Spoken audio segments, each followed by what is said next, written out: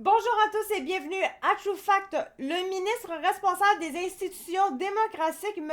Jean-François Roberge, annonce le dépôt du projet de loi 18, une loi qui modifierait les critères du vote de l'électeur hors Québec. Les Québécois résidant temporaires à l'extérieur du Québec au moment d'une élection provinciale pourront désormais voter par correspondance jusqu'à 5 ans après leur départ.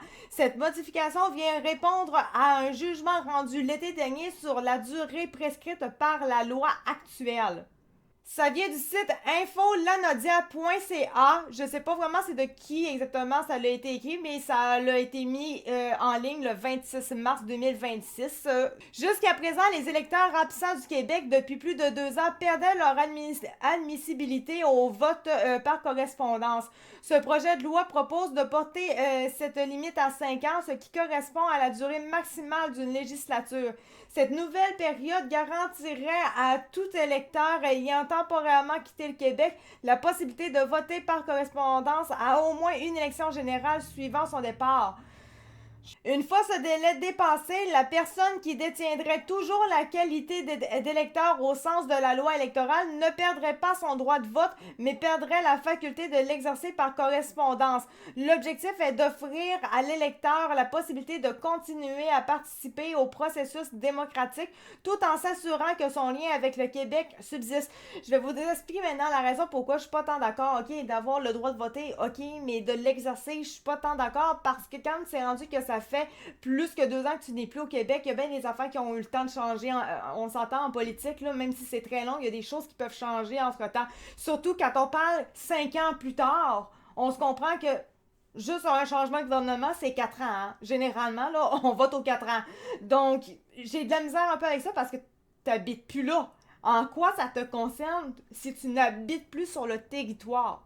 C'est là que j'ai comme problème. Si tu reviens au Québec quelquefois, peut-être, ok. Mais si tu ne reviens plus au Québec, puis ça fait plus de 2 ans que t'es pas revenu du tout,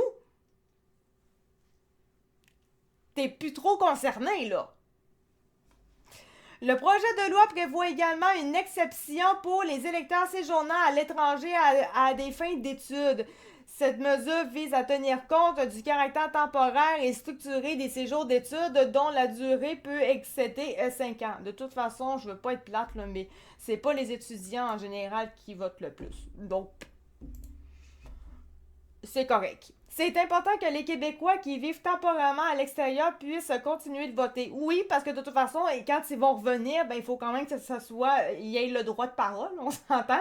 Si t'es juste parti un petit bout temporairement, mais tu reviens, ben oui, il faut que tu puisses voter, c'est quand même ton chez-toi encore. Cependant, il faut aussi s'assurer que des gens qui n'ont plus vraiment de lien avec le Québec ne viennent pas influencer les résultats. C'est un peu ça mon point. Après avoir échangé avec les partis de l'opposition, nous proposons de permettre le vote par correspondance jusqu'à 5 ans après un départ, tout en tenant compte de situations comme les études à l'étranger. Il s'agit d'une proposition équilibrée. Donc, ça, c'est ce que me dit M. Roberge, le ministre. Ouais.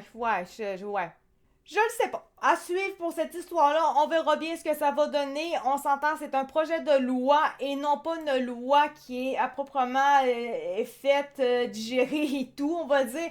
Donc, on verra bien la suite. Ça arrivera peut-être pas. On verra bien. Merci beaucoup de m'avoir écouté. C'était ActuCat de True Fact et on se retrouve pour une prochaine vidéo. Merci, ciao, bye.